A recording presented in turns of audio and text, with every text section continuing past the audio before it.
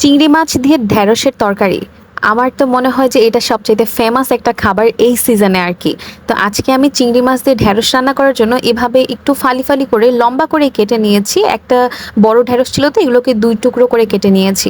এরপরে হচ্ছে আমি সেটা গরম তেলের মধ্যে দেওয়ার পরে লবণ আর হলুদ দেব। এখানে আমি মরিচের গুঁড়াটা ইউজ করব না। এতে হয় কি একটি এক্সট্রা ঝাঁঝালো ফ্লেভারটা চলে আসে। আমার এটা দরকার নেই। আমি যখন মসলা কষাবো তখনই মরিচের গুঁড়াটা এড করব। তো এখন আমি শুধুমাত্র হলুদ আর হচ্ছে লবণ দিয়ে ভেজে নেব। আর ঢেঁড়স রান্না করার ক্ষেত্রে যদি ঢেঁড়সটা একটু ভেজে নেওয়া যায় তবে কিন্তু হচ্ছে ঢেঁড়সের যে আঠালো যে একটা ভাব থাকে এক্সট্রা, তরকারির ঝোলটা যে খারাপ হয়ে যায় দেখতে, ওইটা হচ্ছে যে আর হয় না। এই জন্য সবসময় ঢেঁড়স রান্না করার আগে ভেজে নিলে বেশ ভালো হয় আর টেস্টটাও অনেক বেশি ভালো আসে।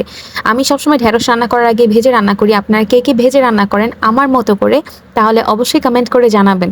আমি ঢেঁড়সটা ভাজবো, তবে বেশি একটা ভাজি করব না, হালকা ভাজি দিলেই হবে। কারণ জাস্ট আমি এটা ভাজতেছি আঠালো ভাবটা যাওয়ার জন্য। তো আমার ভাজা হয়ে গেছে, ওই পর্যায়ে আমি উঠিয়ে নিয়েছি। এরপরে হচ্ছে আমি বড় চিংড়ি মাছ ৪-৫টাকে ছোট ছোট পিসেস করে কেটে নিয়েছি, সাথে পেঁয়াজের সাথে ভেজে নিচ্ছি। ভেজে নেওয়ার পরে যখন হালকা ভাজা হয়ে যাবে তখন তার মধ্যে আমি লবণ, হলুদ, মরিচের গুঁড়া এবং ধনিয়ার গুঁড়াটা অ্যাড করব। এইটা আমি ধনিয়ার গুঁড়াটা রান্নায় ইউজ করি কেন, ঝোলটা যাতে একটু ঘন হয় এই জন্য। আর ফ্লেভারটাও বেশ ভালো আসে। আপনাদের এটা পার্সোনাল অপিনিয়ন, আপনারা চাইলে ধনিয়ার গুঁড়া ইউজ করতেও পারেন বা স্কিপও করতে পারেন। তবে আমি আমার রান্নায় সবসময় ধনিয়ার গুঁড়াটা অ্যাড করি, আমার কাছে ফ্লেভারটা বেশ ভালো লাগে।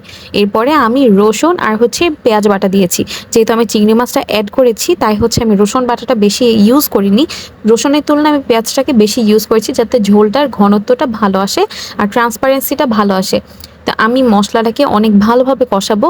মশলাটা যখন একবারে কষা কষা হয়ে যাবে বেশ কয়েকবার পানি দেওয়ার পরে, এরপরে আমি হচ্ছে আমার ভাজা ঢেঁড়সগুলোকে দিয়ে আবার কষিয়ে নেব। কষিয়ে নিলে হয় কি ঢেঁড়সের মধ্যে মশলাগুলোর ফ্লেভার ভালোভাবে আসে। তো আমার মতো কে কে কষিয়ে কষিয়ে রান্না করতে বেশ পছন্দ করেন বলেন তো। আর ঢেঁড়স কিন্তু কষানোর মাঝখানে হয়ে যায়, বেশি একটা পানি দেওয়ার কোনো প্রয়োজন হয় না।